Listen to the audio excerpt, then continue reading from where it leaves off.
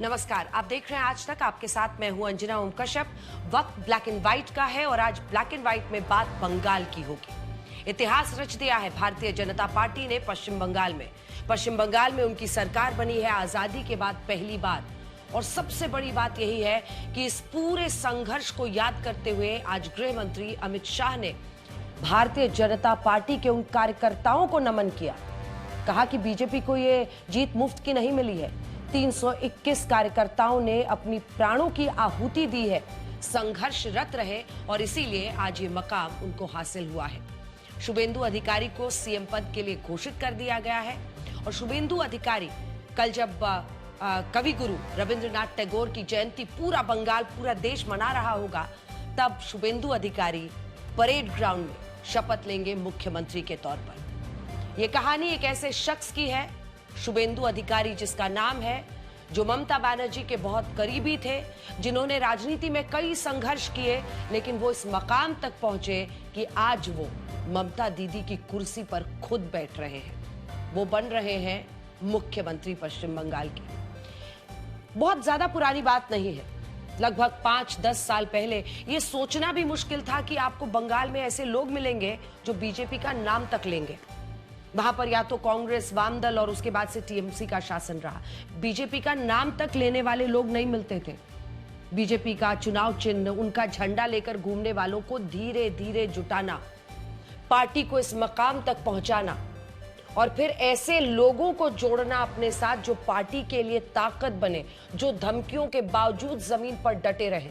BJP के लिए यह संघर्ष बहुत लंबा रहा है और इसीलिए श्यामा प्रसाद मुखर्जी की धरती पर, जो एक तरह से भारतीय जनता पार्टी के लिए सबसे पूजनीय नेताओं में से एक है, उन्हीं श्यामा प्रसाद मुखर्जी की धरती पर आज बीजेपी अपना सरकार बना रही है। दूसरी बड़ी बात, बंगाल की अपनी एक संस्कृति है, बंगाल का अपना एक इतिहास है।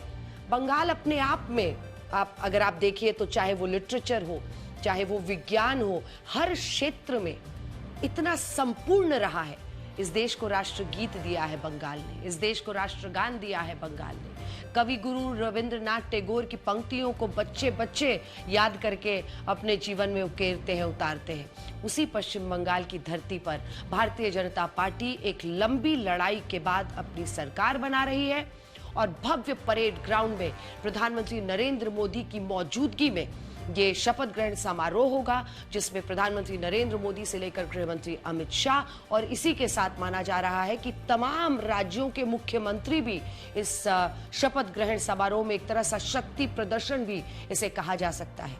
आज गृह मंत्री अमित शाह शुभेंदु अधिकारी का नाम घोषित करने के बाद बहुत भावुक नजर आए। वो भावुक इस बात से थे कि उनके सामने इतना बड़ा विधायक दल बैठा हुआ था।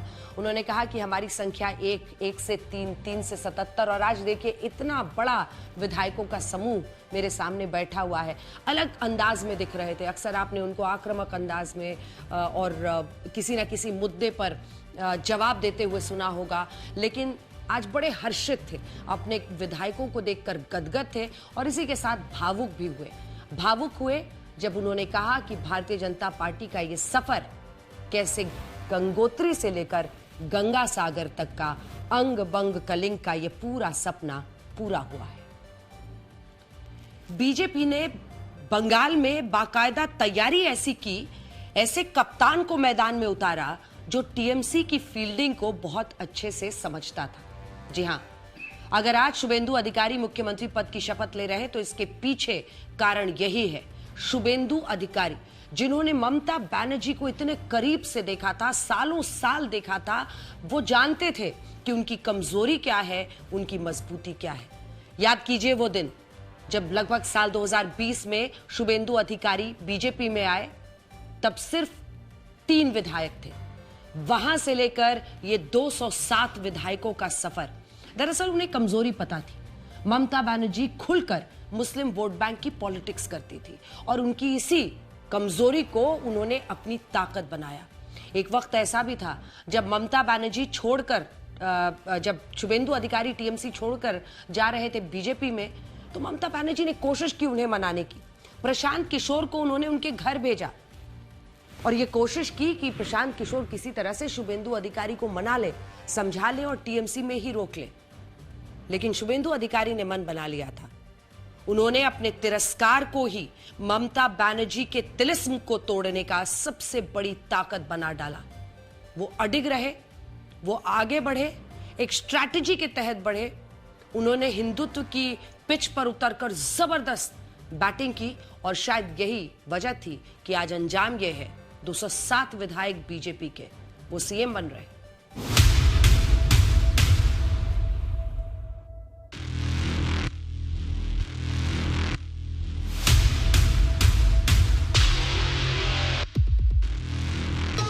4 मई को बंगाल में बीजेपी के लिए शुभ घड़ी आई और आज 8 मई को इस शुभ घड़ी के साथ शुभेंदु अधिकारी बंगाल के नए मुख्यमंत्री चुन लिए गए।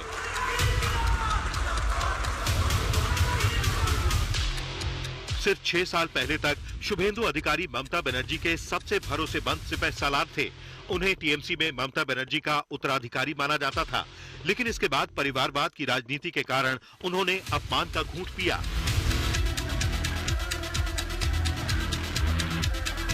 अभिषेक बनर्जी को आगे बढ़ाने के लिए ममता बनर्जी ने अपने खून पसीने से टीएमसी को सींचने वाले शुभेंदु अधिकारी को किनारे लगा दिया, लेकिन यही तिरस्कार साल 2026 में ममता बनर्जी के तिलिस्म को तोड़ने की ताकत बना और बंगाल में बीजेपी का झंडा फहराने का सपना पूरा हो गया। शुभेंदु दा ने गत चुनाव में दीदी को नंदीग्राम में हराया था। मैंने दीदी का एक इंटरव्यू देखा था, वो कहती थी मैं इनके गढ़ में लड़ने के लिए चली गई।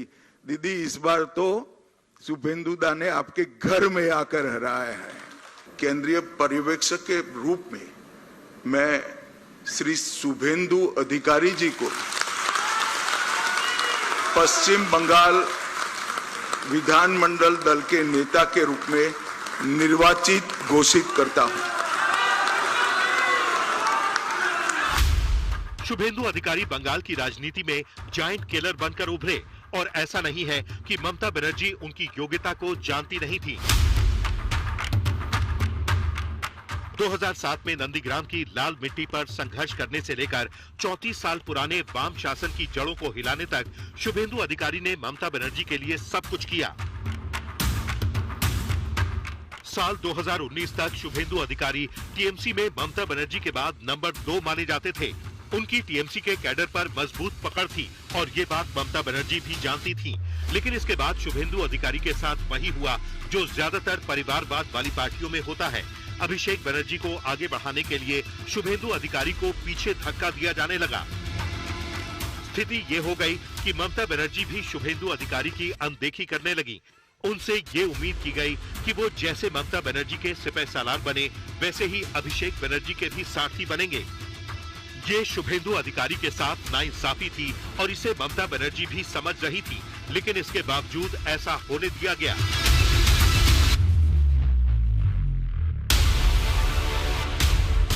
ये तय कर लिया गया कि अभिषेक बनर्जी ही ममता बनर्जी के उत्तराधिकारी हो सकते हैं, न कि शुभेंदु अधिकारी। इसी के बाद शुभेंदु अधिकारी ने यह तय किया कि वो अब और नहीं सहेंगे। उन्होंने पहले मंत्री पद से इस्तीफा दिया और इसके 1 महीने बाद विधायक पद से इस्तीफा दिया। इन दोनों इस्तीफों के बीच 1 महीने का अंतर इसलिए था क्योंकि ममता बनर्जी शुभेंदु अधिकारी को टीएमसी में ही रखना चाहती थी। इसके लिए उन्होंने कई तरीके अपनाए। अपने कई लोगों को शुभेंदु अधिकारी के पास भेजा, जिनमें प्रशांत किशोर भी शामिल थे, लेकिन शुभेंदु अधिकारी ने कहा कि अब उनका फैसला बिल्कुल नहीं बदलेगा। इससे पहले ममता बनर्जी ने कभी किसी नेता को इस तरह पार्टी में रोकने की कोशिश नहीं की थी।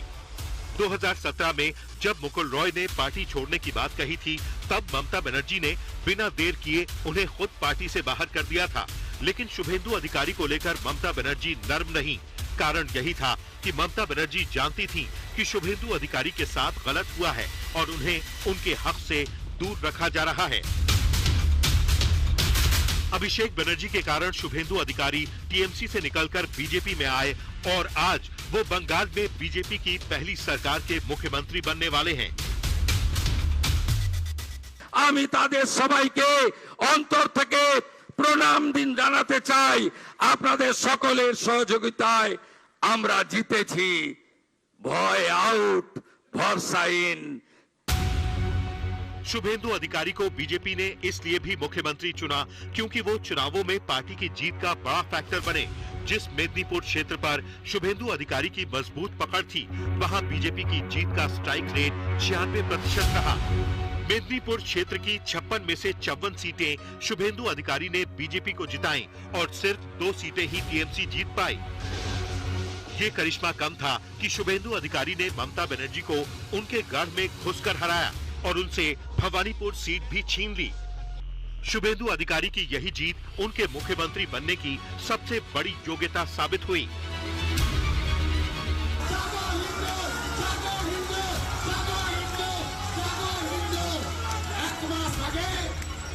পাঁচটা মন্দিরে গোমাংস ফেলেছে, ভুলে গেছে সম্পদ, ভুলে গেছে সম্পদ। আমি বলি না, ভুলতে পারে না। शुभेंदु अधिकारी पश्चिम बंगाल के चौथे ऐसे मुख्यमंत्री होंगे जो ब्राह्मण समुदाय से हैं। इससे पहले 15 साल तक मुख्यमंत्री रही ममता बनर्जी, 10 साल तक मुख्यमंत्री रहे बुद्धदेव भट्टाचार्य और 2 साल तक मुख्यमंत्री रहे अजय मुखर्जी भी ब्राह्मण समुदाय से थे। इसके अलावा कायस्थ समुदाय से बंगाल में 3 मुख्यमंत्री बने, जिनमें बिधान चंद्र रॉय, प्रफुल्ल घोष और ज्योति बसु का नाम शामिल था। जबकि सवर्ण समाज से ही वैद्य समुदाय के 2 मुख्यमंत्री बने, जिनमें प्रफुल्ल सेन और सिद्धार्थ रॉय का नाम शामिल है। शुभेंदु अधिकारी 55 साल की उम्र में बीजेपी के मुख्यमंत्री बनेंगे। इससे पहले बीजेपी के 9 मुख्यमंत्री ऐसे रहे जो 55 साल से कम उम्र में मुख्यमंत्री बने और 7 मुख्यमंत्री ऐसे रहे जो 55 साल से ज्यादा उम्र में मुख्यमंत्री बने। यहाँ हम बीजेपी के मुख्यमंत्रियों की उम्र इसलिए बता रहे हैं क्योंकि बीजेपी में ये ट्रेंड है कि जो नेता 55 साल या उससे कम उम्र में मुख्यमंत्री बनता है, उसे लगातार दूसरी बार मुख्यमंत्री बनने का मौका जरूर मिलता है। जैसे योगी आदित्यनाथ 45 साल की उम्र में मुख्यमंत्री बने थे और अब तक 2 बार लगातार मुख्यमंत्री रह चुके हैं और उनका तीसरा चुनाव अगले साल है। और आप सबने ये तस्वीरें तो देखी ही होंगी जब शुभेंदु अधिकारी ने योगी आदित्यनाथ को साष्टांग दंडवत प्रणाम किया था।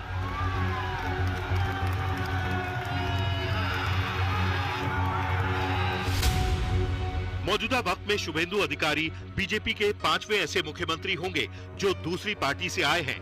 उनसे पहले बिहार में सम्राट चौधरी मुख्यमंत्री बने जो आरजेडी से बीजेपी में आए थे। असम में हिमंता बिस्वा शर्मा मुख्यमंत्री बने जो कांग्रेस से बीजेपी में आए थे। त्रिपुरा में मानिक साहा मुख्यमंत्री बने और वो भी कांग्रेस से बीजेपी में आए थे। और अरुणाचल प्रदेश में पेमा खांडू मुख्यमंत्री बने और वो भी कांग्रेस से पार्टी बदलकर बीजेपी में आए थे। यहाँ बीजेपी का एक खास पैटर्न ये भी है कि वो उन राज्यों में मुख्यमंत्री को लेकर प्रयोग नहीं करती जहाँ उसे पहली बार जीत मिलती है या जहाँ उसका बहुत मजबूत कैडर नहीं होता। असम में भी उसने यही किया और अब पश्चिम बंगाल में भी वो यही कर रही है। आज हमने बंगाल में भारतीय जनता पार्टी की जीत और मुख्यमंत्री शुभेंदु अधिकारी के काम पर एक डॉक्यूमेंट्री आपके लिए बनाई है। आइए आपको ये डॉक्यूमेंट्री दिखाते हैं जिससे आपको पता चलेगा कि शून्य से सत्ता के शिखर तक का ये सफर कैसे तय किया गया। मैं श्री शुभेंदु अधिकारी जी को पश्चिम बंगाल विधानमंडल दल के नेता के रूप में निर्वाचित घोषित करता है।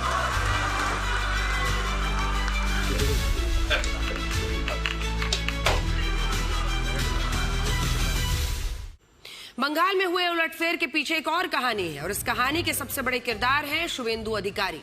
पश्चिम बंगाल में टीएमसी के वोटर्स को उनके लिए लॉयल माना जाता था और वहां जमीन पर टीएमसी का इतना मजबूत कार्डर था कि बीजेपी के लिए बंगाल में पैर घुसाना मुश्किल था।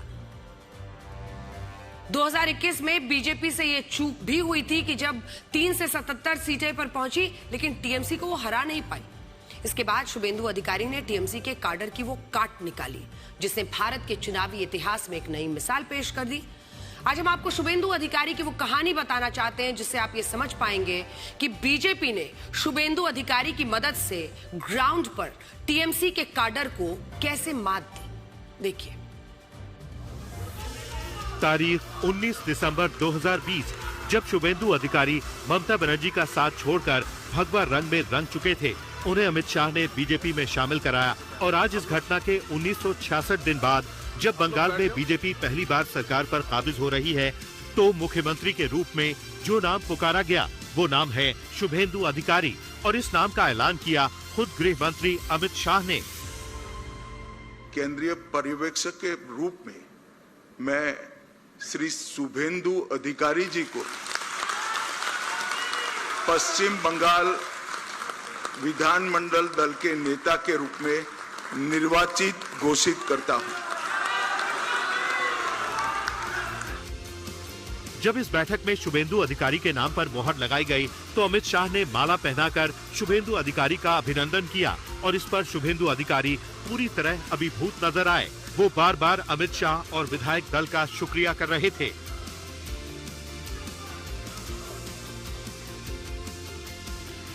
आज बंगाल में वो हो गया जो आजादी के बाद से बीजेपी और जनसंघ के न जाने कितने नेताओं का सपना था, और अब इतिहास में पहली बार बीजेपी कोलकाता की कुर्सी पर काबिज हो रही है। इस बार जो जन समर्थन मिला है उसका आभार व्यक्त करने के लिए भाजपा के कार्यकर्ता के नाते मेरे पास शब्द नहीं है। हमारा विधायकों का जीत का एवरेज मार्जिन 28,000 है। 28,000 वोट से हम सब जीते हैं, एवरेज निकाल देता हूं।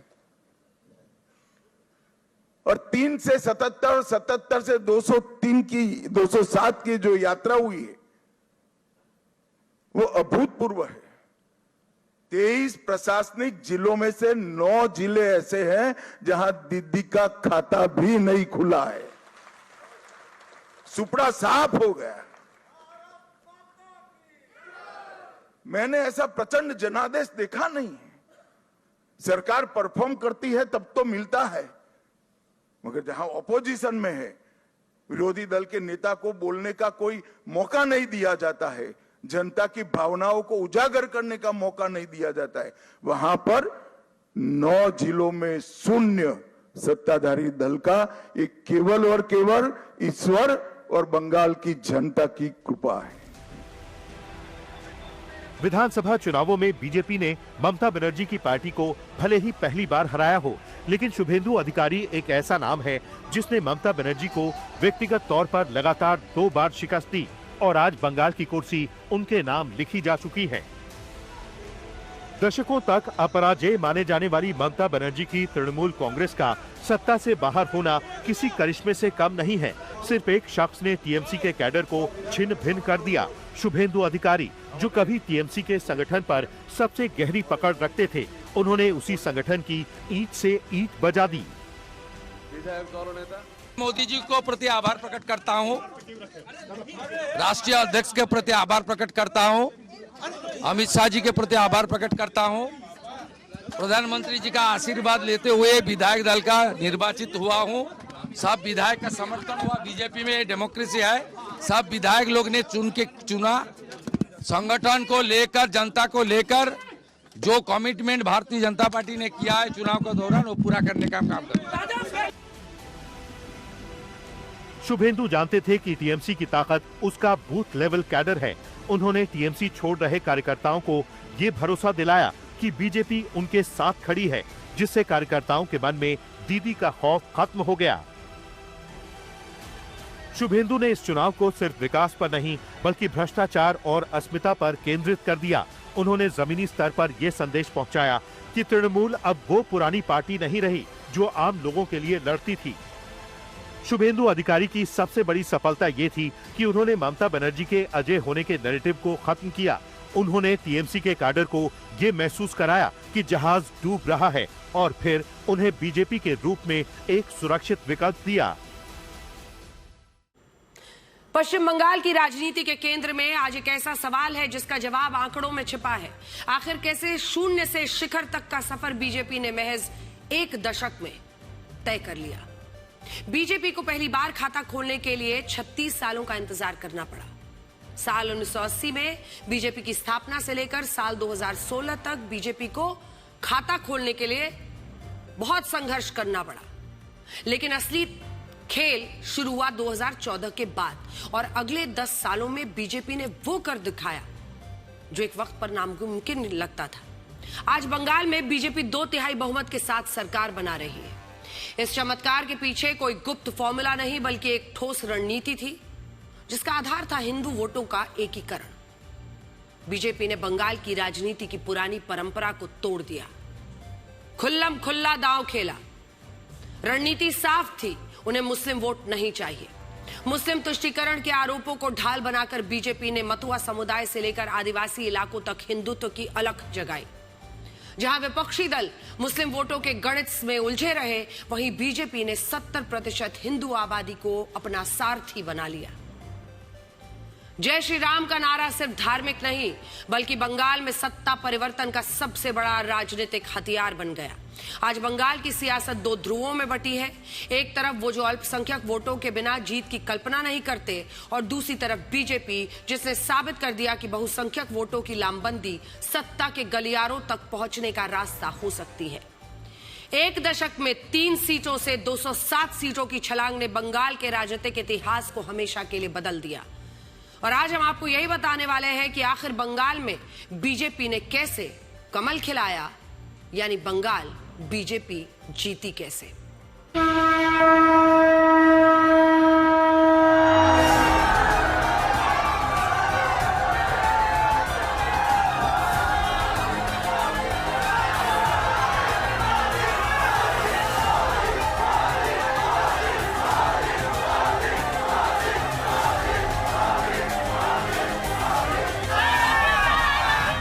असम के बाद पश्चिम बंगाल भारत का दूसरा ऐसा राज्य है जहां 27% से ज्यादा मुस्लिम आबादी होने के बाद भी बीजेपी ने प्रचंड बहुमत हासिल किया। ये इसलिए हो पाया क्योंकि इस बार पश्चिम बंगाल में काउंटर कंसोलिडेशन हुआ। हर बार मुसलमान अपना एक मुश्त वोट टीएमसी को देते थे, लेकिन इस बार बड़ी संख्या में हिंदुओं ने भी अपना एक मुश्त वोट बीजेपी को दिया।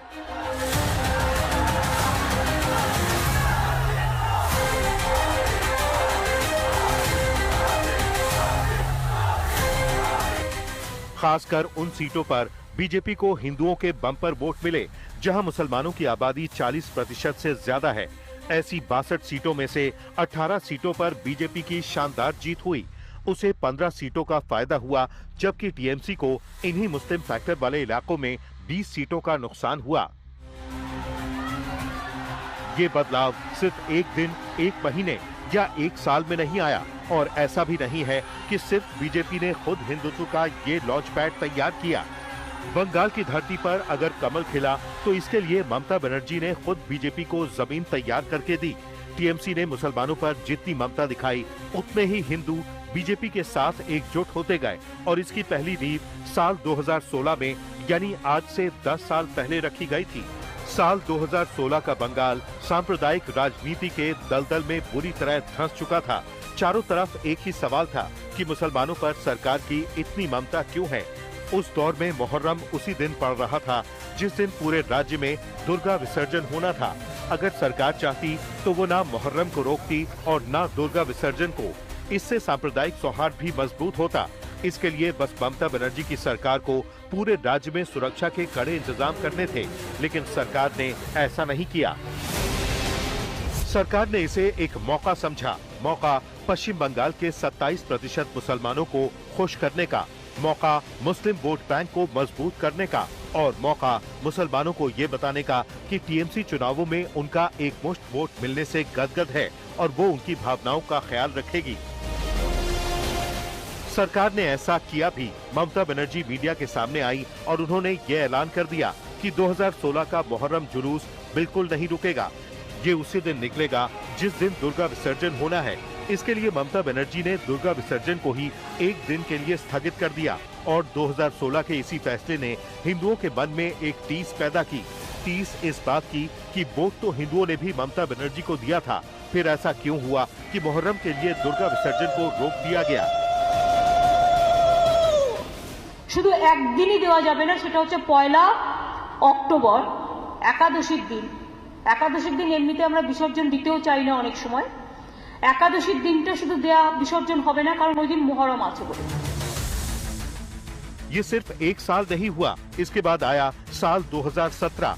इस बार भी ममता बनर्जी ने कोई संकोच नहीं किया।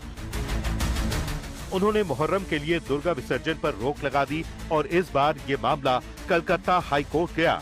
सरकार की नीतियों और फैसलों को देखकर अदालत को भी ये कहना पड़ा कि मुहर्रम के लिए दुर्गा विसर्जन को रोकना गलत है। हाई कोर्ट ने ये भी कहा कि सरकार दो समुदायों के बीच दरार को जानबूझकर गहरा कर रही है और ये बात हिंदुओं के मन में घर कर गई।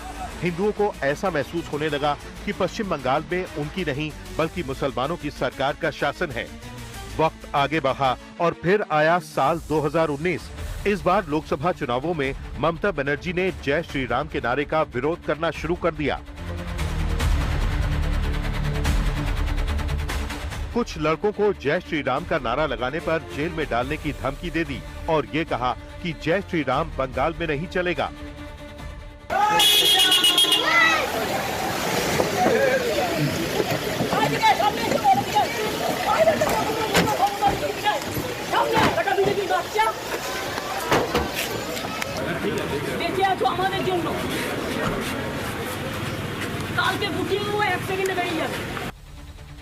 इस बार भी ममता बनर्जी ने बीजेपी की जमीन तैयार की और प्रधानमंत्री मोदी ने अपनी रैलियों में इसे एक बड़ा मुद्दा बना लिया।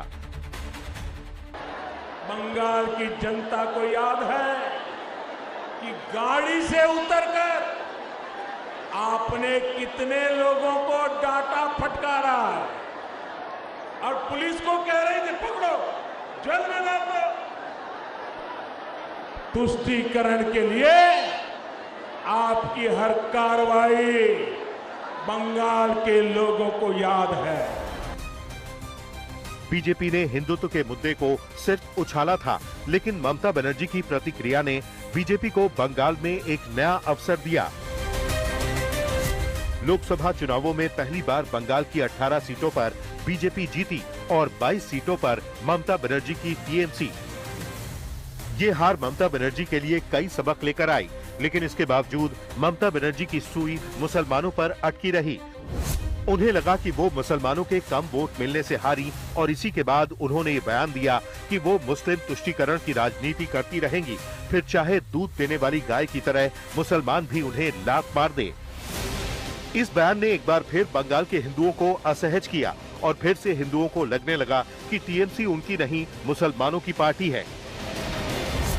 इसी दौर में शुभेंदु अधिकारी बीजेपी में आए, जो आगे चलकर हिंदू हृदय सम्राट बने और 2021 के चुनावों में बीजेपी 3 सीटों से 77 सीटों पर पहुंच गई।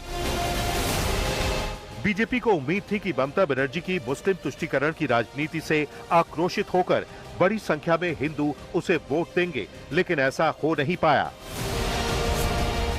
बीजेपी और टीएमसी के बीच 10% वोटों का अंतर रहा। उस बार काउंटर कंसोलिडेशन नहीं हुआ, यानी मुसलमान तो बड़ी संख्या में वोट डालने के लिए मतदान केंद्रों पर पहुंचे, लेकिन हिंदुओं के बीच वैसी एकजुटता नहीं दिखी।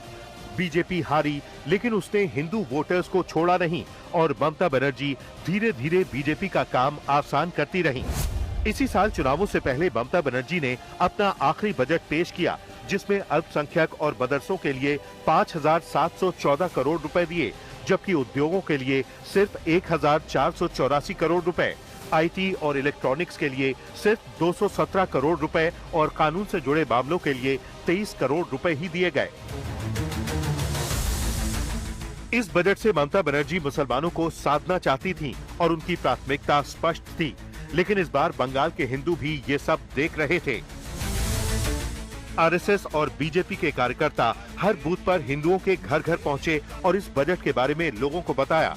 जिस तरह बांग्लादेश में अल्पसंख्यक हिंदुओं के खिलाफ हिंसा हुई, उसे भी बीजेपी ने बड़ा मुद्दा बनाया। इससे हिंदू समुदाय एकजुट हुआ और उसके मन में ये भावना पैदा हुई कि अगर ममता बनर्जी को उन्होंने नहीं हटाया तो अभी बांग्लादेश में ये हो रहा है, लेकिन आगे बंगाल में भी हो सकता है। ऊपर से रही सही कसर टीएमसी के नेताओं ने पूरी कर दी।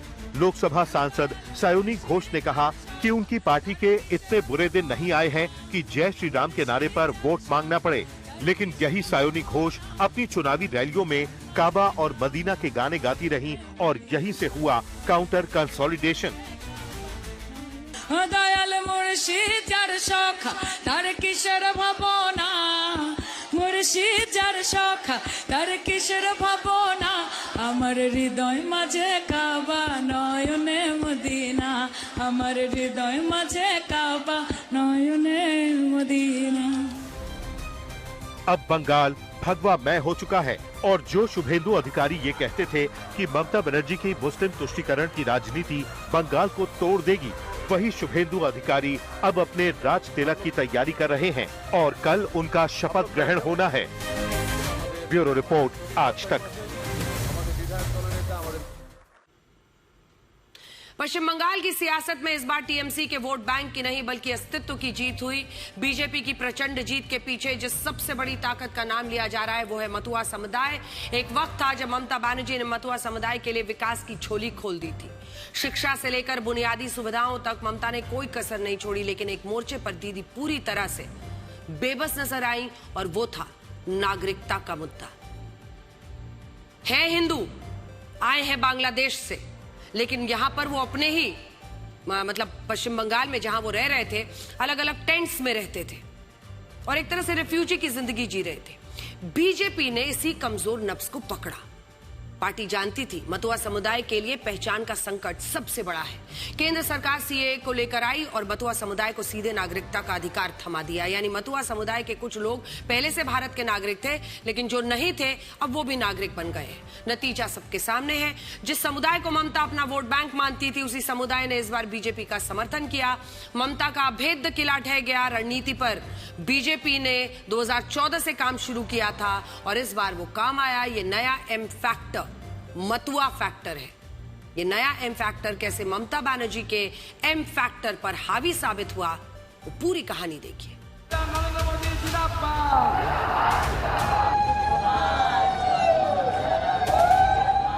बंगाल की राजनीति में जिस मुस्लिम फैक्टर के दम पर ममता बंगाल के सिंहासन पर बैठी थी, उसकी काट बीजेपी ने मतुआ फैक्टर से निकाली। नदिया, नॉर्थ 24 परगना और साउथ 24 परगना से लेकर मालदा तक फैला ये वो समुदाय है जो करीब 34 से 40 विधानसभा सीटों की किस्मत लिखता है।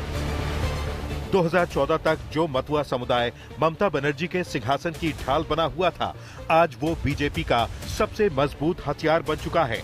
लेकिन ये बदलाव एक दिन में नहीं आया। इसके पीछे है प्रधानमंत्री नरेंद्र मोदी की लॉन्ग टर्म स्ट्रैटेजी। नागरिकता का वो वादा जो सीएए बनकर जमीन पर उतरा और एक ऐसा इमोशनल कनेक्ट जिसने ठाकुरबाड़ी की दहलीज तक बीजेपी को पहुंचा दिया और इस तरह बीजेपी ने मतुआ फैक्टर से जीत का सफर तय किया। कहानी शुरू होती है 2014 से। तब मतुआ समुदाय पूरी तरह तृणमूल कांग्रेस के साथ था। मतुआ संप्रदाय की बोड़ो मां यानी बीना पाड़ी देवी के बड़े बेटे कपिल कृष्ण ठाकुर टीएमसी के टिकट पर बनगांव से सांसद थे, लेकिन 2014 में ही उनके निधन के बाद राजनीति की बिसात बदल गई।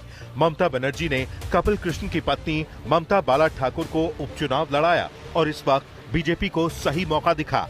बीजेपी की नजर इस वोट बैंक की दरार पर थी और उसने ठाकुर परिवार के दूसरे धड़े यानी छोटे भाई के परिवार को अपनी ओर खींचा। हालांकि उपचुनाव में जीत टीएमसी की ममता बाला ठाकुर को ही मिली। बीजेपी ने बोडो मां के पोते शांतनु ठाकुर को जिम्मेदारी सौंपी और इस तरह मतुआ समुदाय के केंद्र ठाकुरबाड़ी में दो फाड़ हो गए। एक तरफ ममता बाला ठाकुर टीएमसी में तो दूसरी तरफ शांतनु ठाकुर बीजेपी में। मतुआ समुदाय को सबसे बड़ा तोहफा बीजेपी ने नागरिकता कानून से दिया, जो ममता बनर्जी के दायरे से बाहर था। ममता ने मतुआ समुदाय के लिए यूनिवर्सिटी बनाई, विकास बोर्ड बनाया, लेकिन वो एक चीज नहीं दे सकती थी और वो थी नागरिकता। मतुआओं को डरने की कोई जरूरत नहीं है। ये भारतीय जनता पार्टी का वादा है। जो शरणार्थी बंगाल में आए हैं वो भारत के नागरिक है। इनका कोई नुकसान नहीं कर सकता, ममता बनर्जी भी नहीं कर सकती। विभाजन और 1971 के युद्ध के बाद बांग्लादेश से आए इन शरणार्थियों के लिए नागरिकता महज एक कागज नहीं, पहचान और सम्मान की लड़ाई थी। बीजेपी ने इसी नब्ज को पकड़ा। प्रधानमंत्री मोदी और अमित शाह ने बार बार भरोसा दिलाया कि सीएए आएगा और मतुआ समुदाय के लोगों को भारत का वैध नागरिक बनाएगा। 2024 में कानून लागू कर बीजेपी ने दिखा दिया कि उसकी रणनीति चुनावी नहीं बल्कि डिलीवरी आधारित है। मैं मतुआ नाम शूद्र और अन्य सभी शरणार्थी परिवारों से कहूंगा, आपको नागरिकता भी मिलेगी, आपको पक्का एड्रेस मिलेगा, आपको हर वो कागज मिलेगा, हर वो हक मिलेगा जो किसी भी भारतवासी को, देश के नागरिक को मिलता है। ये मोदी की गारंटी है। बीजेपी की जीत का रास्ता सिर्फ फाइलों से नहीं बल्कि आस्था के कनेक्ट से होकर गुजरा। 2019 में पीएम मोदी ने बड़ों मां के पैर छूकर जो आशीर्वाद लिया, उसकी तस्वीर आज भी मतवा घरों की दीवारों पर है। इतना ही नहीं, मार्च 2021 में बंगाल चुनाव के बीच प्रधानमंत्री सीधे बांग्लादेश के ओराकांडी पहुंचे। ये वो पवित्र भूमि है जहां मतवा संप्रदाय के संस्थापक हरिचंद ठाकुर का जन्म हुआ था। धोती कुर्ता पहने मोदी जब वहां ढोल और शंख की ध्वनि के बीच मंदिर पहुंचे तो बंगाल के करोड़ों मतवा वोटर्स को सीधा संदेश मिल गया। किसी भारतीय प्रधानमंत्री का वहां जाना एक ऐतिहासिक मास्टर स्ट्रोक था। मेरी यहां कुछ महानुभावों से बात हो रही थी तो उन्होंने कहा, किसने सोचा था कि भारत का प्रधानमंत्री कभी ओराकांडी आएगा। मैं आज वैसा ही महसूस कर रहा हूं जो भारत में रहने वाले मतवा संप्रदाय के मेरे हजारों लाखों भाई बहन ओराकांडी आकर जो महसूस करते हैं, आज मैं भी वही महसूस कर रहा हूं। बीजेपी की ये मेहनत रंग लाई। मतवा समुदाय का प्रभाव क्षेत्र नदिया, उत्तर 24 परगना, दक्षिण 24 परगना और मालदा जिलों में है और करीब 5 सीटों पर इनका सीधा असर है। 2019 में बनगांव और राणाघाट जैसी लोकसभा सीटों पर बीजेपी ने ऐतिहासिक जीत दर्ज की। 2021 में जब पूरे बंगाल में टीएमसी की लहर थी, तब भी मतवा बहुल इलाकों में बीजेपी ने अपना वोट शेयर और सीटें बनाए रखी।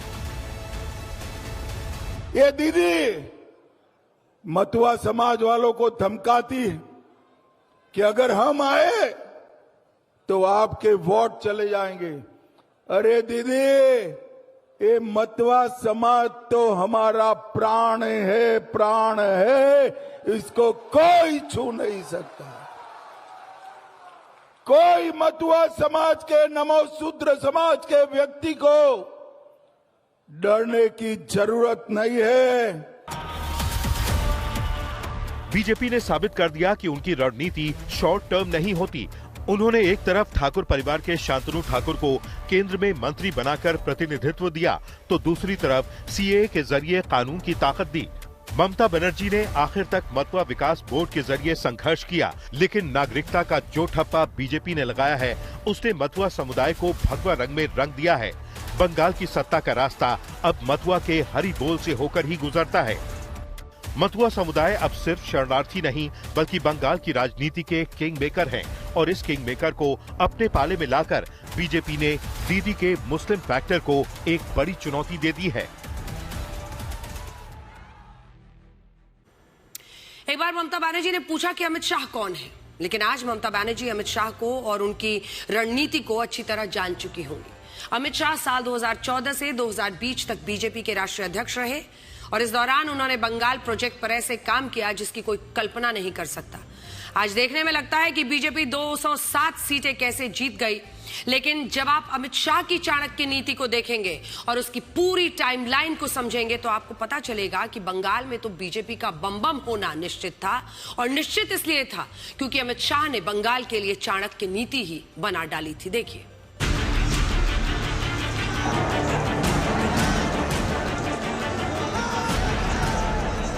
दीदी अगर आप देख सकती है तो देख लीजिए, सुन सकती है तो सुन लीजिए। मैं अमित शाह हूं, मैं भारतीय जनता पार्टी का एक छोटा सा कार्यकर्ता हूं। मैं अमित शाह हूं और इस बंगाल की भूमि पर से तृणमूल को उखाड़ने के लिए आया हूं, वो आप समझ लीजिए। कौन अमित शाह?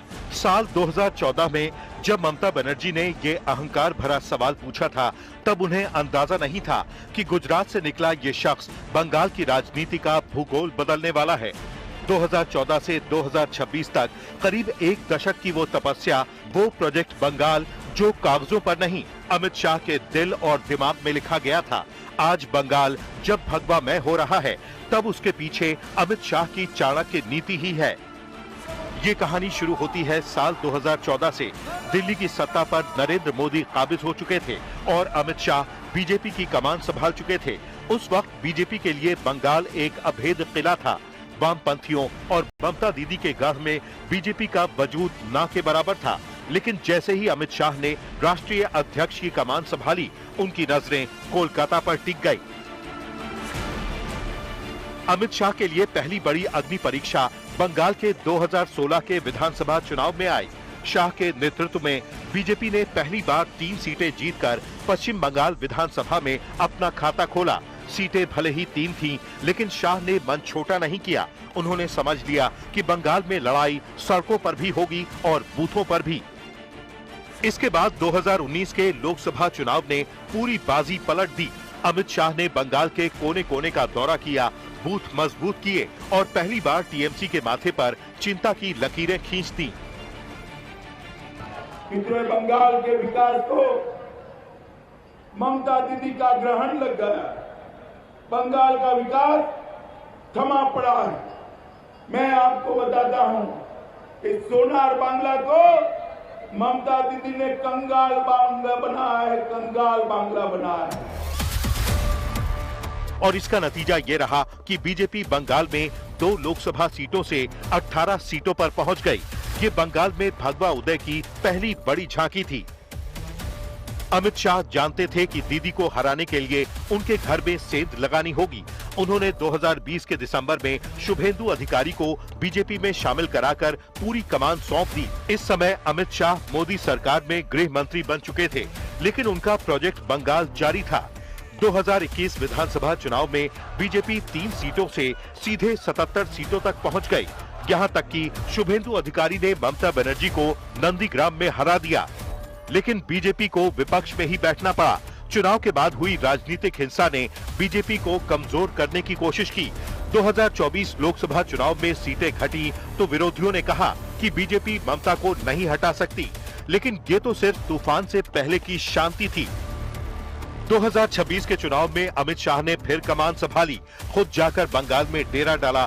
पहले चरण की बम्पर वोटिंग के बाद ही शाह ने सार्वजनिक रूप से कह दिया कि बीजेपी आ रही है। शाह ने अपनी माइक्रो मैनेजमेंट टीम को मैदान में उतारा। भ्रष्टाचार और तुष्टीकरण के खिलाफ एक ऐसा नैरेटिव तैयार किया जिसने टीएमसी के किले की ईंट से ईंट बजा दी। भाइयों बहनों, 4 मई को सुबह काउंटिंग चालू होगी।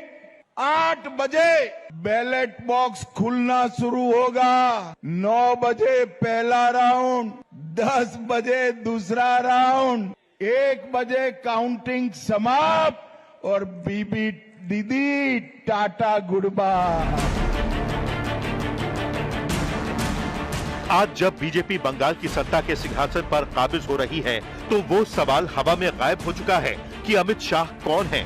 आज ममता बनर्जी और पूरा देश जानता है कि अमित शाह वो नाम है जिसने ममता बनर्जी और तृणमूल कांग्रेस को बंगाल से उखाड़ दिया है और खुद आकर बंगाल के नए मुख्यमंत्री का ऐलान किया है। और अब रुक करते हैं आज की दूसरी बड़ी खबर का। ऐसा फिर से लग रहा है कि अमेरिका और ईरान के बीच युद्ध फिर से ना छिड़ जाए, क्योंकि बीते दिन जो अमेरिकन नेवी है उसने ईरान के सैन्य ठिकानों पर हमले कर दिए। अब देखिए, युद्ध विराम की घोषणा तो दोनों तरफ से कर दी गई है, बावजूद इसके एक लड़ाई की स्थिति बनी हुई है। स्ट्रेट ऑफ हॉर्मूज को एक तरफ ईरान ने बंद किया था, अब वहां पर यूएस ब्लॉकेड के बाद ईरान मुश्किलों का सामना कर रहा है और इन सब के बीच युद्ध विराम कहीं संकट में ना जाए, ये स्थिति पैदा हो रही है। क्योंकि सबसे बड़ी बात, अमेरिका ने युद्ध विराम को तोड़ते हुए यूएस की नेवी ने ईरान के सैन्य ठिकानों पर हमला कर दिया है। अब ईरान क्या वापस उस युद्ध विराम को तोड़कर कुछ कर सकता है? हालांकि डोनाल्ड ट्रंप अभी भी कह रहे हैं, अमेरिकी राष्ट्रपति डोनाल्ड ट्रंप कह रहे हैं कि युद्ध विराम लागू है, लेकिन क्या ईरान मानेगा? क्या ये युद्ध फिर से नए सिरे से शुरू हो सकता है? देखिए। Yeah, it is. They trifled with us today. We blew them away. They trifled. I call that a trifle. I'll let you know when there's no ceasefire. You won't have to know. If there's no ceasefire, you're not going to have to know. You're just going to have to look at one big glow coming out of Iran. And they better sign their agreement fast. तो आज के लिए black and white में इतना ही। अब आपसे हमारी अगली मुलाकात होगी कल रात 9 बजे। तब तक आप खुश रहिए, सुरक्षित रहिए, स्वस्थ रहिए। और यहाँ पर हर कोई अपनी लाइफ को एडिट करके दिखा रहा है, असलियत तो बस फिल्टर जानता है। नमस्कार। ये है टीवी टुडे नेटवर्क और आप देख रहे हैं आज तक सबसे तेज